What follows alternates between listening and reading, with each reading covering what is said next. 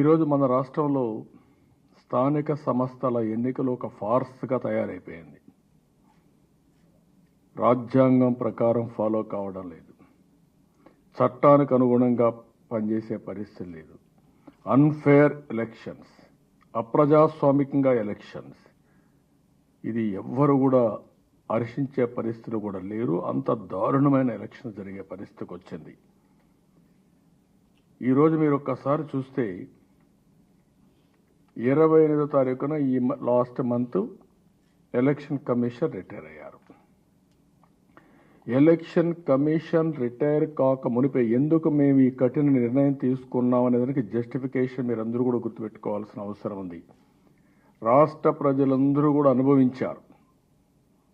పంచాయతీ ఎన్నికలు చూశారు, మున్సిపల్ ఎన్నికలు చూశారు, ఇప్పుడు ఎంపీటీసీ జెడ్పీటీసీ నామినేషన్లు చూశారు. చూసిన తర్వాత అందరికీ ఒక అవగాహన వచ్చింది.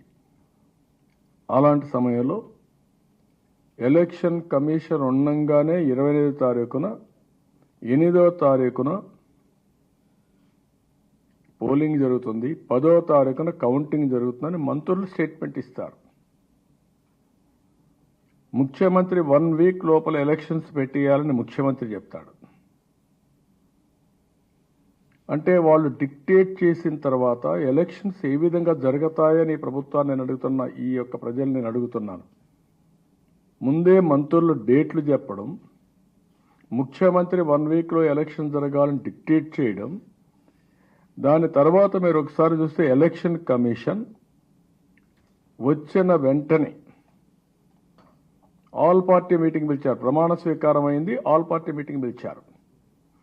ఆల్ పార్టీ మీటింగ్ పెట్టి state level on 2/4/2021 at 11 AM to discuss about assumption of adjourned election process of MPTCs and ZPTCs in the state, which was postponed on 15/3/2020 due to COVID outbreak, and to seek their cooperation to enable the commission to hold free and fair election. ఇది ఎప్పుడు పంపించారు? నిన్న మధ్యాహ్నం 2 గంటలకు పంపించారు. ఎప్పుడు వచ్చింది ఇది? నిన్న సాయంత్రం మాకు వచ్చింది. ఈరోజు 11 గంటలకు మీటింగ్. 11 గంటలకు మీటింగ్ పెడితే నిన్న ఈవినింగే ఎన్నికలు అనౌన్స్ చేస్తారు. దేని పిలిచారు ఈ మీటింగు? ఎండార్స్ చేయడానికే. మీరు చేసే అప్రజాస్వామిక చర్యలు, అరాచక చర్యల్ని రాజకీయ పార్టీలు వచ్చి ఎండార్స్ చేయాలి. అన్డెమోక్రటిక్ థింగ్స్ మేము ఎండార్స్ చేయాలి. అంటే ఇది రాజకీయ పార్టీల్ని, ప్రజాస్వామ్యాన్ని అవమానించడం తప్ప ఇంకోటి కాదు. ఎందుకు రాజకీయ పార్టీలు మీటింగ్లు పిలిచారు? పిలిచిన తర్వాత ఎందుకు చేశారో సమాధానం చెప్పాలి. ఇంత మునిపే మీరు ఒకసారి చూస్తే ఫార్మర్ ఎన్నికల కమిషన్ రమేష్ కుమార్ ఉన్నప్పుడు ఒక లెటర్ రాశాడు గవర్నమెంట్ ఆఫ్ ఇండియాకి. ఎలక్షన్లో ఏదైతే ఇవన్నీ కూడా కోవిడ్ వచ్చిన తర్వాత ఎలక్షన్స్ జరిగిన తర్వాత ఒక లెటర్ రాశాడు. నేను అవన్నీ డాక్యుమెంట్స్ మీకు ఇస్తున్నా, ఎందుకు మేము ఇవన్నీ చేశామని. At the completion of stage 1 elections it self, which had witnessed unprecedented violence and intimidation by the ruling party. ఇది గవర్నమెంట్ ఆఫ్ ఇండియాకి సెక్రటరీ హోమ్కి రాసిన లెటర్ ఇది. తర్వాత ఇంకా further details. There were about 35 incidents of prevention of nominations, 23 incidents of forcible withdrawals, and 55 incidents of violence targeting the principal political opposition parties that are Telugu Desam, BJP and Janasena. ఇంత స్పష్టంగా letter రాసి దీన్ని discuss చేయాలి, ఇవన్నీ కూడా చేయాలని నిన్న ప్రమాణ స్వీకారం చేసిన 1 అవర్లో వరలరామయ్య గారు పోయి రిప్రజెంట్ చేశారు. రిప్రజెంట్ చేసిన తర్వాత మీరు పొలిటికల్ పార్టీస్ మీటింగులకు పిలుస్తామని చెప్పి లీగల్ ఒపీనియన్ తీసుకుంటామని చెప్పి సాయంత్రానికి నోటిఫికేషన్ ఇచ్చారంటే దీన్ని ఏ విధంగా అర్థం చేసుకోవాలని నేను అడుగుతున్నా. ఇంకొక విషయం కూడా ఇక్కడ చూస్తే ఎంపీటీసీ ఎలక్షన్స్ ప్రజలందరూ గుర్తుపెట్టుకోవాలి. ఇది ఒకసారిగా జరిగింది.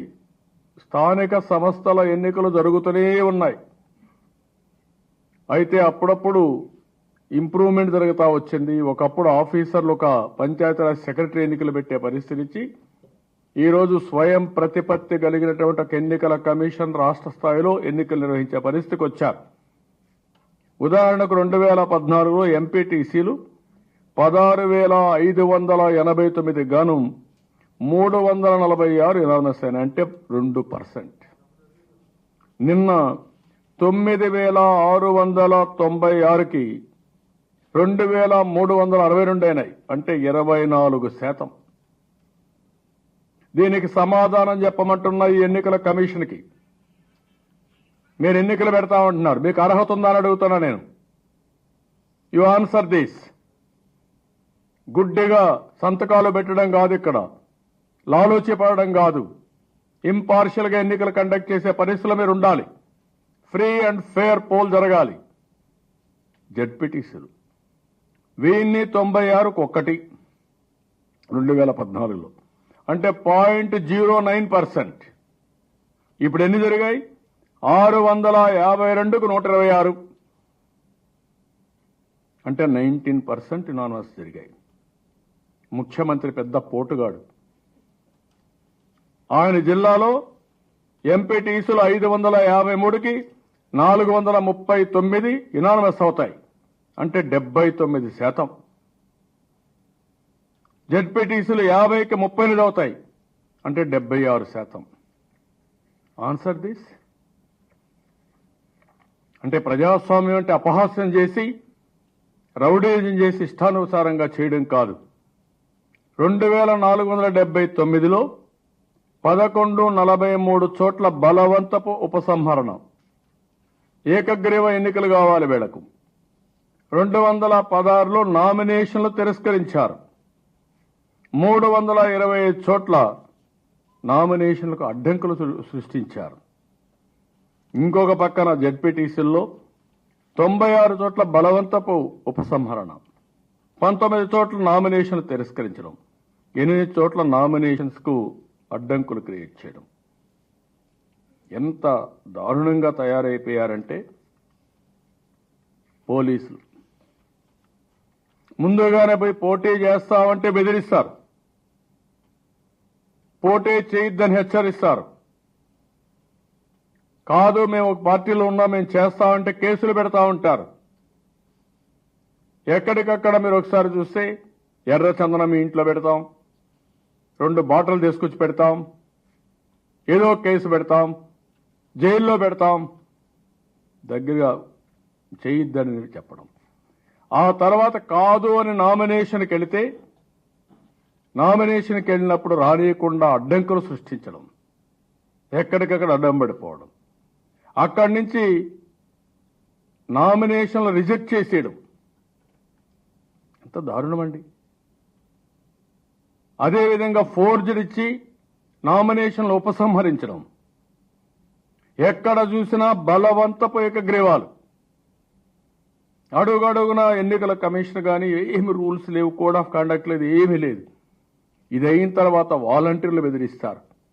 నువ్వు వస్తే అమ్మ ఒడి లేదు, లేకపోతే పెన్షన్లు రావు, రేషన్ కార్డు ఉండదు, అదే మరిగా ఫార్మర్స్ రైతు భరోసా ఉండదు, కాపు నేస్తం కానీ అన్ని కూడా ఏమి ఇవ్వమని బెదిరించడం. మాకు తెలిసిపోతుంది అని బెదిరించి ఓట్లు వేయించుకోవడం. ఇదైన తర్వాత డబ్బులు విపరీతంగా డిస్ట్రిబ్యూట్ చేయడం, వసూళ్లు చేయడం, ఆ డబ్బులు తీసుకురావడం, మళ్ళా ఖర్చు పెట్టడం, ప్రలోభాలు పెట్టడం, ఇష్టానుసారంగా చేయడం. ఇంత మునుపు కౌంటర్ మ్యాండ్ కూడా చేశారు. ఎక్కడన్నా ఇలాంటి డబ్బులు వంచారని సందర్భాలు వచ్చినప్పుడు కౌంటర్ మ్యాండ్ చేసే పరిస్థితి నుంచి ఇప్పుడు ఏకపక్షంగా చేస్తామంటే పట్టించుకున్న నాదుడు లేడు. అక్కడి నుంచి ఇంకో పక్కన చూస్తే రిజల్ట్స్ అన్ని వన్ సైడ్. రాత్రులు మిడ్ నైట్ డ్రామా 9 వరకు మా వాళ్ళు కూడా సమానంగా వస్తారు. 9 నుంచి ఏకపక్షంగా అనౌన్స్మెంట్లు వస్తాయి. కరెంటు పోతుంది, ఏజెంట్లు బయట తీసుకొస్తారు, కౌంటింగ్ ఏజెంట్ని వన్ సైడ్ అనౌన్స్ చేస్తారు. సింగిల్ డిజిటే ఉండాలంటే అవే నామినీ కౌంట్ చేయాలంటే కాదు, రీకౌంటింగ్ ఏవైనా చేసి 200 ఓట్లు వచ్చినా 300 ఓట్లు వచ్చినా చేసి 3 సార్లు, ఒకసారే చేయాలంటే 3 సార్లు చేసి కడని డిక్లేర్ చేస్తారు. ఏమవుతున్నది? ఎన్నికల కేసు. ఎన్నికల కేసు ఎప్పుడు తిరుగుతుంది? 2 ఏళ్లకో 3 ఏళ్లకో 4 ఏళ్లకో. దాని మీద ఎవరికి ఇంట్రెస్ట్ ఉంటుంది? ఎవరికి ఇంట్రెస్ట్ ఉండదు. పోయింది, నా టైం ఎక్కడ వేస్ట్ చేసుకుంటాం, నేను ఎక్కడ పోరాడతాననే పరిస్థితికి వచ్చేస్తున్నారు. ఇంత దుర్మార్గంగా ఎన్నికలు కండక్ట్ చేసి ఇంకొక పక్కన మీరు చూస్తే ఇష్టానుసారంగా ఇప్పుడు ఇక్కడ ఎస్సీసీ ఉంది. ఒకప్పుడు ఈవిడ చీఫ్ సెక్రటరీ, తర్వాత ముఖ్యమంత్రికి అడ్వైజర్. ఈవిడ చీఫ్ సెక్రటరీగా ఉన్నప్పుడు హైకోర్టు పిలిచారు, ఈవిడ్ని బోనెక్కిచ్చారు. ఏవైతే పంచాయతీ బిల్డింగులు కలర్లు వేశారు, ఇష్టానుసారంగా చేశారు, అవి ఎందుకు మేము ఆర్డర్స్ ఇస్తే చేయరని కంటెంప్ట్ కింద పిలిపించి చీవాట్లు పెట్టినా పట్టించుకోలేదు. అది ఆవిడ రాజభక్తి. ఆవిడ ఇప్పుడు ఎన్నికల కమిషన్. ఇంకో పక్క ఆ రోజు ఎన్నికల కమిషన్ ఉన్నాడు, ఆయనకు సహకరించారా వీరు? ఎక్కడా సహకరించినటువంటి దాఖలాలే లేవు. ఈ పార్టీ మాట్లాడారు 10/4/2020 వైసీపీ ప్రభుత్వం చెప్తూ రిటైర్డ్ ఐఏఎస్లు ప్రభుత్వ పెద్దల వద్ద పనిచేసి ఉండడం వల్ల చాలా సందర్భాల్లో నిష్పాక్షికత ప్రశ్నార్థకంగా మారుతుంది. ఎస్సీసీగా రిటైర్డ్ హైకోర్టు జడ్జిని నిర్ణయించాలని నిర్ణయం తీసుకున్నాం. హైకోర్టు రిటైర్డ్ జడ్జిని నిర్ణయించాలని నిర్ణయం తీసుకున్నాం. ఎందుకు చేయాల? ఇప్పుండే ఎస్సీసీ హైకోర్టు జడ్జా? ఎందుకు చేయలేకపోయారు? సమాధానం చెప్పని అడుగుతున్నాను. ఇవన్నీ చూస్తా ఉంటే ఇంకొక పక్కన ఈ కేసు సుప్రీంకోర్టులో చాలా స్పష్టంగా ఆర్డర్స్ ఇచ్చారు. ఈ కేసులో మీరు ఒకసారి చూస్తే సుప్రీంకోర్టులో 437/2020లో ఇది సుప్రీంకోర్టుకి ఎన్నికల సమయంలో పోయినప్పుడు ఇమ్మీడియట్గా ఎలక్షన్స్ పెట్టాలనడం, ఆ రోజు సుప్రీంకోర్టు ఇచ్చిన ఆర్డర్స్ మీరు చూస్తే, we direct that since the election commission has already taken the decision to postpone the elections, there shall be a post-decisional consultation with the state of Andhra Pradesh before taking the next date is notified by the election commission. The model code of conduct for the election shall be reimposed 4 weeks before the date of polling. చాలా స్పష్టంగా the model code of conduct for the election shall be reimposed 4 weeks before the date of polling. ఈవిడ కూడా chief secretary కదా, ముఖ్యమంత్రికి అడ్వైజరే కదా. చదివారా supreme court decision మీరు? ఇవన్నీ కూడా గుర్తుకొస్తాయనే కదా రాత్రి చీకటి ఆర్డర్ ఇచ్చారు. ఎందుకు ఇచ్చారు నేను నోటిఫికేషన్? You answer this. అంటే సుప్రీంకోర్టు వైలేషన్ పర్వాలేదు, ఏముంది, చీవాట్లు పెడతారు, అంతే కదా. ఆ పరిస్థితికి వచ్చేశారు మీరు. థిక్ స్కిన్డ్ అయిపోయారు. ప్రజాస్వామ్యం ఏమైనా పర్వాలేదు, సాంప్రదాయాలు ఏమైనా పర్వాలేదు, కోర్టు డెసిషన్స్ ఏమైనా పర్వాలేదు, మీకు కావాల్సింది ఆ ఉద్యోగం కావాలి, ఆ కుర్చీ కావాలి. ఆ కుర్చీకి కక్కుర్తి పడేవన్నీ చేస్తున్నారు. అన్ని రాజకీయ పార్టీలు అపోజ్ చేశాయి. జనసేన హైకోర్టుకి వెళ్ళారు. మేము నిన్నే పోయి చెప్పాం, బీజేపీ చెప్పారు, సిపిఐ చెప్పారు, అందరూ చెప్పారు, కాంగ్రెస్ కూడా చెప్పారు, అందరూ చెప్పారు. ఎందుకు యాక్ట్ చేయలేదు మీరు? ఇంత స్పష్టంగా we further direct that the present development activities which have already been undertaken shall not be interrupted till the model code of conduct is reimposed. However, If the state government wishes to undertake any fresh development activities, they shall do so only with the prior permission of the respondent, that is Election Commission. ఇంత స్పష్టంగా orders ఇస్తే ఏమాత్రం సిగ్గుపడకుండా ఏమాత్రం సంకోచించకుండా ఇంత day time murder of democracy ఎక్కడ ఏంటి ఎవడిచ్చాడు మీకు ఈ అధికారం? ఇంకొక పక్కన చూస్తా ఉంటే ఏదైతే ఎన్నికల కమిషన్ ఇటీవల కోర్టులో అఫిడవిట్ వేసినప్పుడు ఏదైతే ఇవన్నీ జరిగినప్పుడు అరుణ్ కుమార్ గోస్వామి జస్టిస్ ప్రవీణ్ కుమార్ ఇచ్చినప్పుడు జడ్జిమెంట్ ఇచ్చినప్పుడు ఎన్ని ఎలక్షన్స్ పోస్ట్ పోన్మెంట్ ఇచ్చినప్పుడు however the honorable Supreme Court directed that there shall be a post decisional consultation with the state of Andhra Pradesh before the next date is notified by the Election Commission. As the elections were postponed, the Honorable Supreme Court directed that the Model Code of Conduct for the election shall be reimposed 4 weeks before the notified date of polling. It was also directed that the developmental activities which had already been undertaken shall not be interrupted till the Model Code of Conduct is reimposed. Reimpose నిన్న చేస్తే 4 weeks ఉండాలి కదా. ఇది election commission వేసినటువంటి affidavit అవునా కాదా?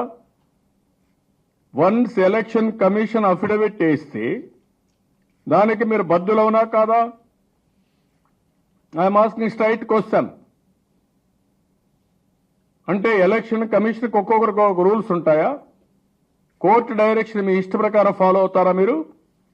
అదే మాదిరిగా ఇంకొక పక్కన చూస్తే దీన్ని ఇంకా సపోర్ట్ చేయడానికి చూస్తే election commission of India 2 August 2013లో అందరికి సర్క్యులేట్ చేసినప్పుడు ఇది subject judgment dated 5/7/2013 of the supreme court of India in SLPC number 21455 of 2008 and TC number 112 of 2011, S. Subramaniam Balaji versus to Government of Tamil Nadu and others, framing of guidelines for election manifesto regarding. I am directed to invite a reference to Commission's letter so and so dated 8 July 2013 in the above matter. You may recall that the said judgment, the Supreme Court has directed the Election Commission to frame guidelines and election manifesto in consultation with the recognized political parties to be included as part of the Model Code of Conduct. Model Code of Conduct ఎట్లా మీరు introduce చేస్తారండి? Without calling them, without discussing them. ఏకపక్షం ఇన్ని జడ్జిమెంట్లు ఉంటే ఈ judgements అన్ని కూడా వైలేట్ చేసి ఇష్టానుసారంగా మీరు చేశారంటే ఎవరిచ్చారు మీకు అధికారం? నిన్న కూడా మేము మా వాళ్ళు పోయినప్పుడు ఒకే విషయం అడిగాడు. ఇంకొక విషయం కూడా మీరు చూడాలి. నిమ్మగడ్డ రమేష్ కుమార్ ఆ రోజు ఎలక్షన్స్ పోస్ట్ పోన్ చేస్తే కోవిడ్ వేవ్ ఉందని డే బై డే ఇంక్రీజ్ అవుతున్నాయని తప్పులు పట్టిన మీరు